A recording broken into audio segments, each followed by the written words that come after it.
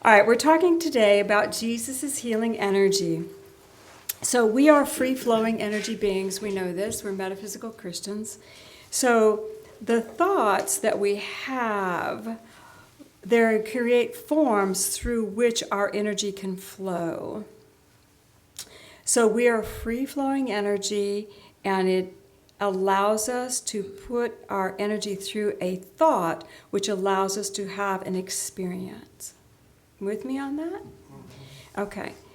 Beliefs occur when there is an investment of your energy into a thought.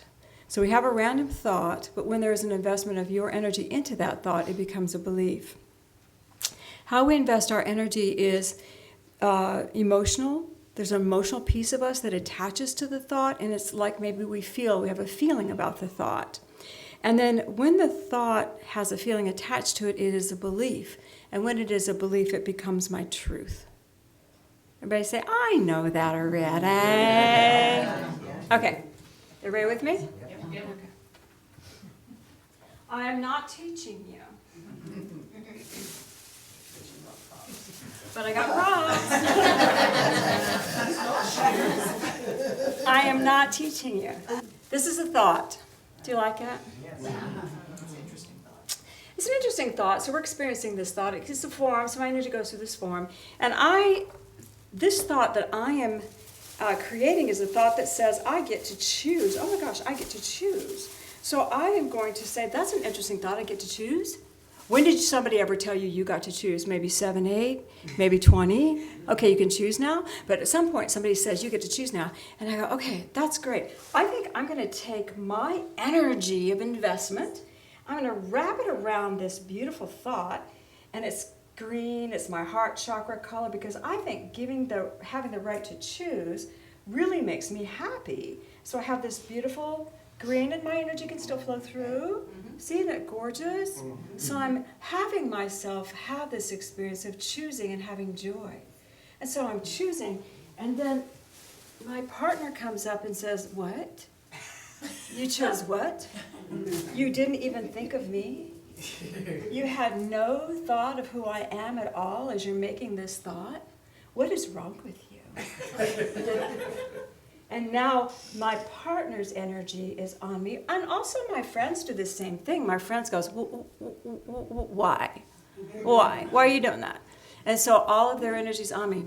So I was happy, and now I'm having to carry over my original thought everybody else's feelings, because now I am feeling like I need to make them happy too.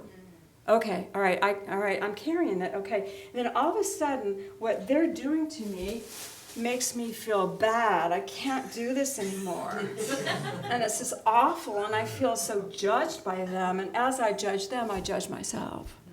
And now I have this beautiful thought of I can choose, and it's covered up with this darker energy. So there's still some pink going through, because that's their energy, but where's my green? It's not coming through. Not much. No, not green.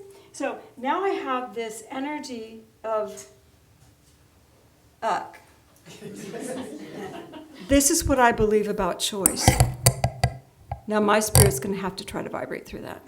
Yeah. Does it look good from that end? Okay, this is what we do. This is what we do. We take a form, we try to do it in our way, and then we take on the reactions and the energies, and we have emotional attachments to those things. You got it? So, and when you get to the judging state, when someone's judging your choice, and you go, what? And then you start judging your choice. Then it's like I actually am beginning to negate my right to choose. Got it? Okay. Then the thought becomes, I can't trust my choices anymore. I can't trust who I am anymore. I can't make the right decision, so I'm going to shut it down. We're shutting it down. Got it?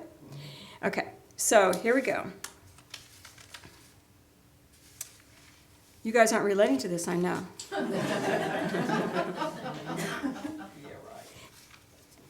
You can't even feel your own energy. You can't remember who you were. Your belief is now, I don't like what I'm being asked to choose. I'm creating a block in my ability to choose. And this is from Spirit. Ready? This creates an impenetrable space. your energy can no longer flow through it because this isn't your energy. This is now impenetrable because my energy does not resonate with this, therefore it cannot flow through it. Anytime there is a block in your thoughts, it will create a block in your body. This will eventually become a problem physically for you. Does anybody relate? Okay, I can give you a simple Cindy example. Do you want it? Yes. Okay. No problem. Okay. I know this is something that some of you may not relate to, but it's a Cindy example. This is my new thought, which I have no experience with, of being a grandmother. I have no history of grandmothers. I loved my one grandmother very much, but I never saw her. Once every 2 or 3 years, maybe. Never talked to her. You hear what I'm saying? I have no idea what I'm doing, but I'm willing. I want to. So I say, okay, I want to be a grandmother, and so I get little Cindy energy. Oh, my little Cindy energy. Where can I find my Cindy energy? Here it is. And I say, I want to love her. This is a little spirit that's coming from another dimension. She chose our family. She's going to deal with us good. And she's going to be okay. I want to tell her everything I know. I want to tell her everything I've done. I want her to know all about me. Oh my God, this is awesome. Because she's a part of my world. Okay. Then, what happens? Always. Anybody been a new grandma? Opinions of others. Every dot is a different opinion of everything that you need to do to be a good grandmother. And it's super, and now I can peek through a little bit, but okay, I've got to do this and I've got to do that. Okay, I've got to do this and I've got to do that. Okay, and I've got to do that. And then someone who loves me will say to me, you have to, blah, blah, blah, seriously. And I go, oh my God, I do? You do. You have to. And then I get this is not dark, and it does have a little bit of me still in it. But I start getting blocked with all the have-tos that I didn't even know I had to. And now my grandma energy is not Cindy anymore, is it? Am I teaching her to meditate yet? She sits in my lap when we meditate. But do you hear what I'm saying? Am I looking at her and asking her how God is? No. Would I do that in my normal state? Yes. I would. What'd you dream last night, Hazel? How's God going? Yeah. But do you see? Do you see how an innocent, simple thing, and doesn't feel like it's treacherous, does it? No. No, it feels like I just don't know what I'm doing, so everybody's got to tell me what to do. That's what it feels like. But this creates a block in my physical body. And guess where the block is in my physical body? My heart. My heart. I had a heart pain because I wanted to love. And I started to doubt that I was a good grandma. That's not a good feeling. I felt judged, not by anyone harshly, but like I should. And I felt like I wasn't a good grandma. So this is what I live in. Got it? Okay. Now, these are two very simple examples. Simple. They both create illness in the body. Got it? Okay. Where did let grandma go? Poof. So, Jesus healing energy. Now we've got something to look at. Jesus healed in diverse ways. It says in chapter 74, he was healing, and a physician actually came to him and asked him, why do you heal in such diverse ways? Because for some people, he would just use the word. For some people, he would say, go wash. For some people, he would say, do this, do this, do this. And this is what Jesus said. Disease is a discord in the human form, and discords are produced by many things. The body is a harpsichord. Sometimes the strings are too relaxed, then inharmony results. Sometimes the strings are too tense, and there is another form of discord. It's many-formed, and we have to fine-tune it individually. Okay? So, when he healed according to the belief system of the person. You all remember the story when he healed the lepers? and he healed them. And then he said to them, go and show yourself to the priest. Did he tell anybody else to show themselves to the priest? He did not. Why did he tell them that? Because they were Jewish. And in their law of the Jewish faith, if you ever got healed from leprosy, what do you have to do? You have to go to the priest. And so he said, go show yourself to the priest. It was their belief system, and it was an act of faith that they would do to own the healing. With me? And we know the story of the lepers. How many did it? One.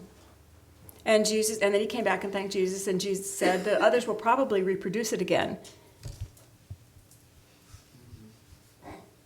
They'll reproduce it again. Okay? So, there was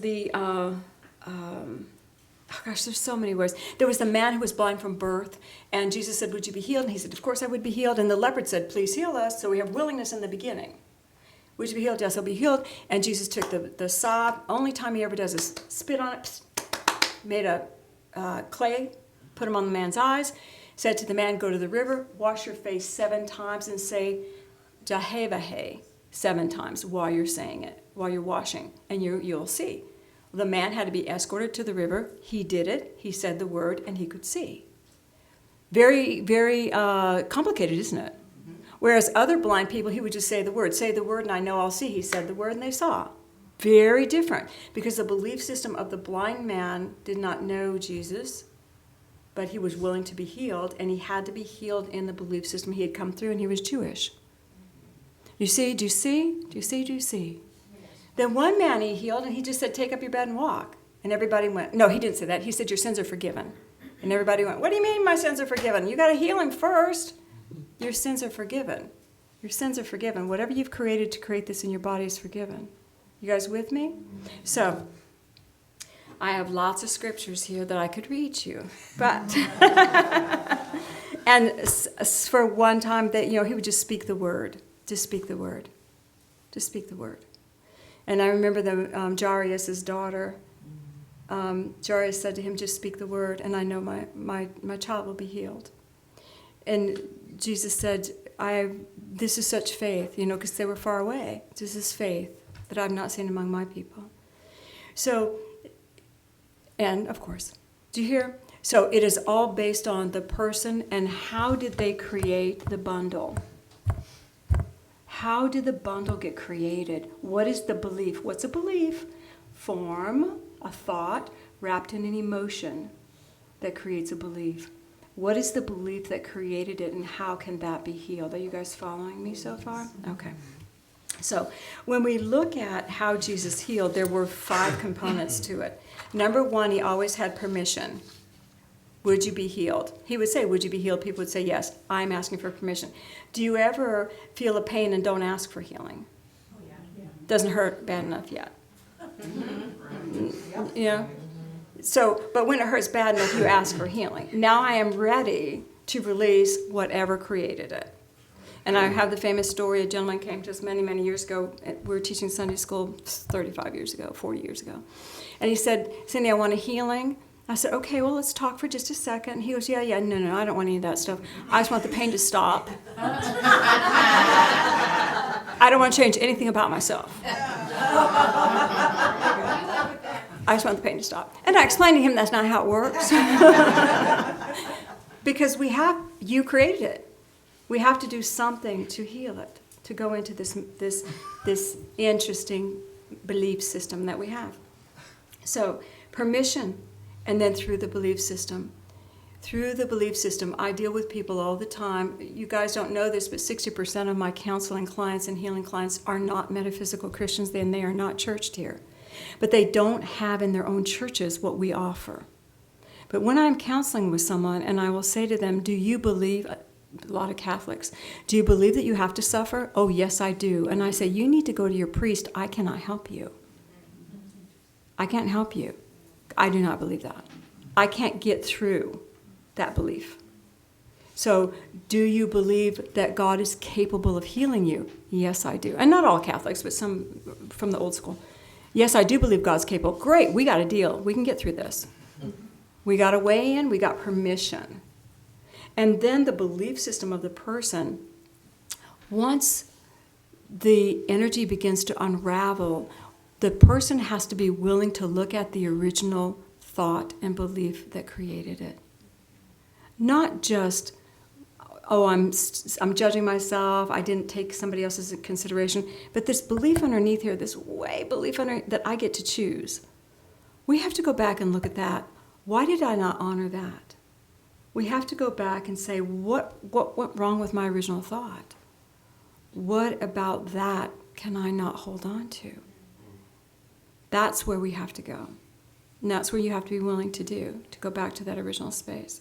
So, permission through the belief system and then conscious mind participation. And we teach this in the healing class, but this is where you participate. Sometimes Spirit says you're in pain, praying for healing, and Spirit says go to bed. Go lay down. Have you ever been at work praying for a healing? You're in such distress, and Spirit says stop, go outside, and breathe in the sunlight. And how often do you actually do that?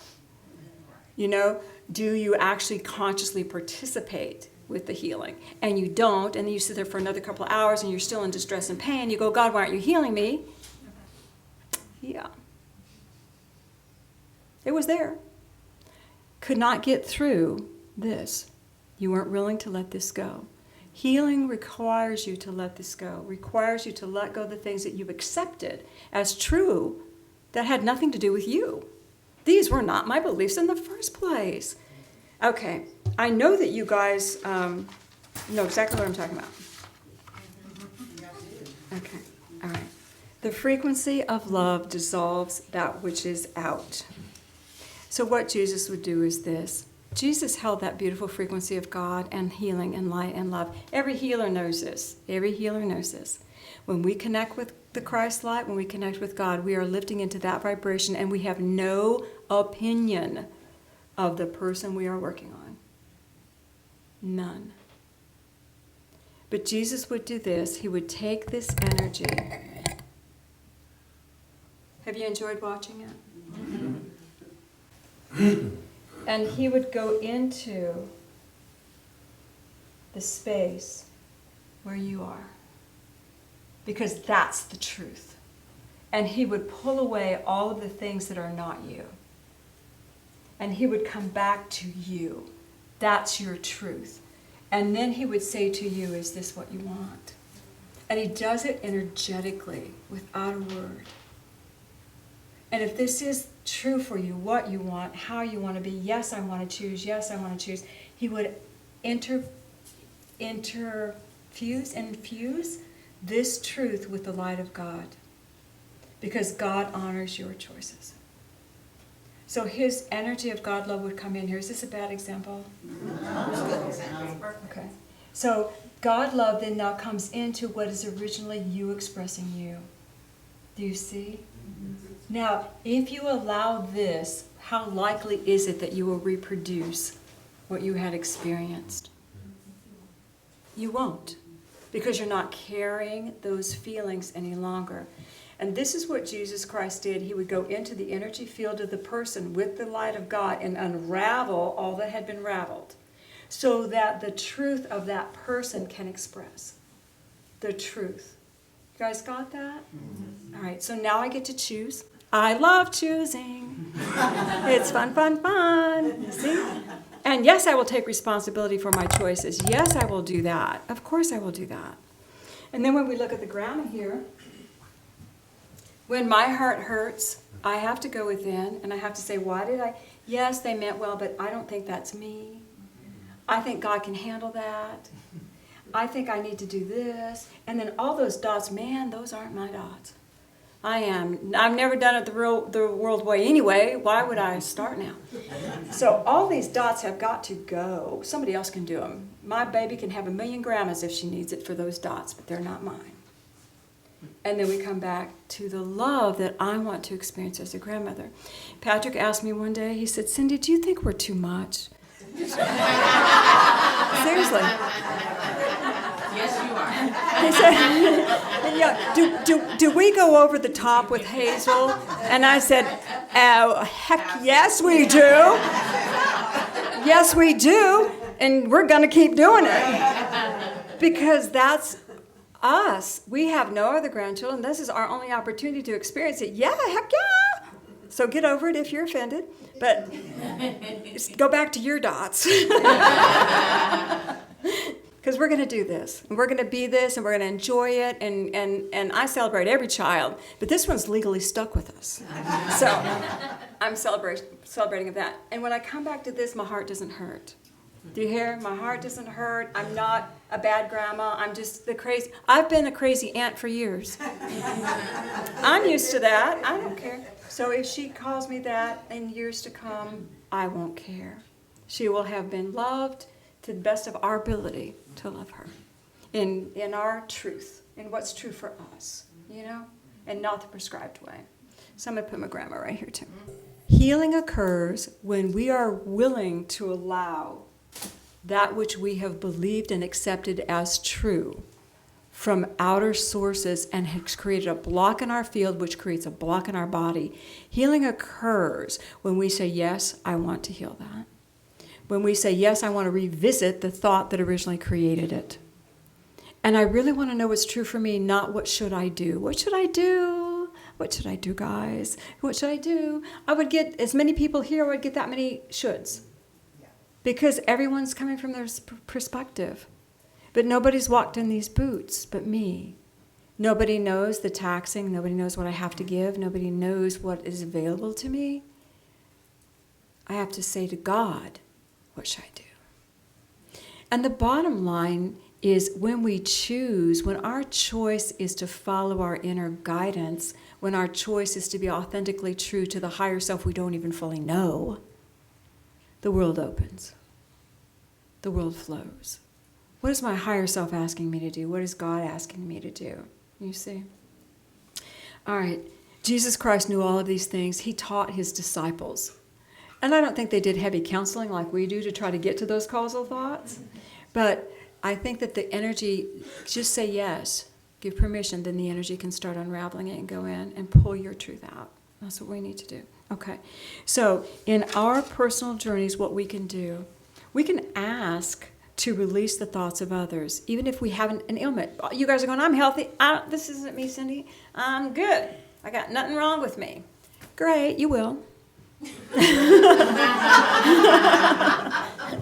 You cannot live with a block in your body on any level without manifesting physically at some point. Step 1, ask to release the thoughts of others. I'm learning from it. I can educate myself by it, but is it my thought? Until I experience it as true for me, it's not. Let me experience my truth and let my truth grow. I appreciate the input, but it's not going to cover up what I believe. It's input. Do you hear the difference? So we're not dissing each other. Of course we want to talk and chitty-chat and have all the fun that we have in relationship, but I still need to come back to my thought. This is so I'm going to ask to release the thoughts of others, and then what do I want to be and live, believe, my belief. What do I want to be and live? And you can actually look at any single topic that you're dealing with. How do I want to represent in that topic? What do I want to be? I have been called the grandma driver of a car since I was driving. Guess what? I like being a grandma driver. I like being a grandma driver. Because you're reading the energy of the road. You see the energy of the cars in front of you. You can see what they're going to do next. You can see their thoughts moving around. You can see the angels. Yeah, I'm good with that. I am going to be and live grandma driver. And you guys would say, oh, Cindy, please. No? Yeah. Mm-hmm. Do you see? Now, if we're going to make a road trip, do you want me driving? No.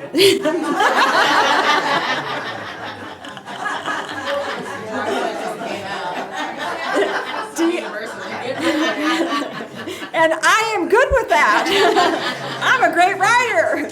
But do you see? I'm great with that. That's great for me. I love that. What's true for you? What's true for you? Without thinking you're going to offend, hurt, or harm, what's true for you? When we can go back into that essence of the I am, the higher self within us, that Christ-like within us, only then can we really see and know where we stand and choose differently, because we always have that choice. So releasing the thoughts of others. How do I want to be and live truly? And then how do I want God to be in my expression? I choose God first, and everything else falls underneath that. I choose God. I choose God. I choose God in everything. I choose God. And then I choose what I want for lunch. But I choose God first, and then I choose what I want for lunch. I don't say, God, get out of my lunch choice. God, you're with me. Let's choose. I choose God, and then all the other choices have that vibration for my highest and best good. And when I choose God, what am I saying? I know God created me. I know I'm a child of God. I know I am divine. I know I don't walk on water yet, but I know I can. I know that there is so much more that I don't know. This is not the end. I am not limited by this tactile expression of particles. I am divine.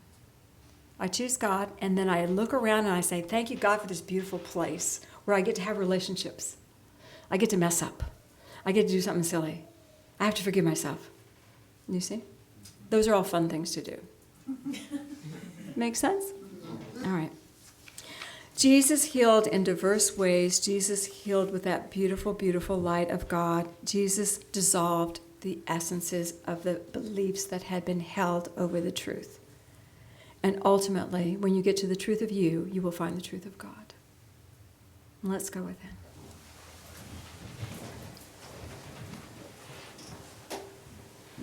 Let's just breathe. Father, Mother God, we open our hearts, and I ask that a beautiful column of light come over each one that is here or hearing my voice. And as the light comes over you, feel the wonder in the light. It's alive, there's energy. And then feel the wonder in you. You too are alive, energy filled.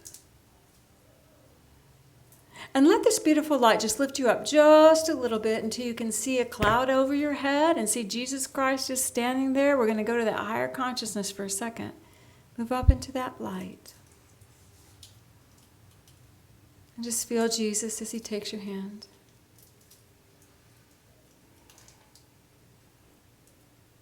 And you know he asks, would you be healed? Would you be healed? To the level that you are capable, to the energy that you want to change, just say yes, I am willing. And just become aware of a visual or a remembrance or something in your life that you might need to heal. A space where your beliefs have been covered up by the beliefs of others. Your truth does not shine. Just look at it and look at Jesus and just say, I want to know what's true for my spirit. I want to release this energy that limits me.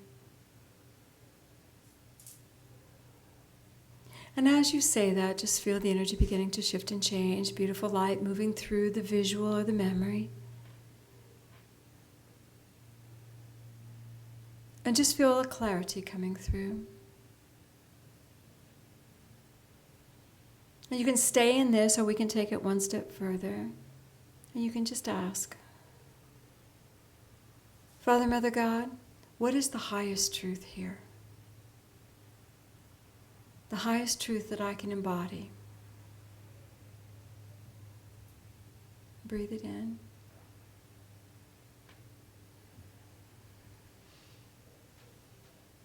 Feel the peace. You may come away with no words or understanding, but you feel the energy of the shift. And I want you to look at Jesus and just thank him.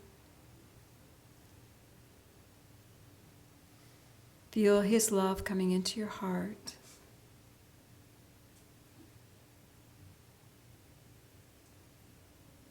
And he gently puts you back in your column of light and sends you back down. You're aware now of your chair, your feet, Be aware.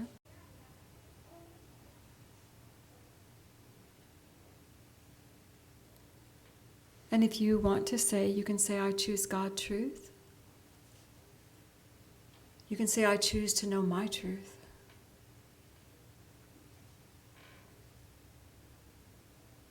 But I know that I can choose. Feel the love all around you. Breathe and let your awareness come back into your body. And you can gently open your eyes.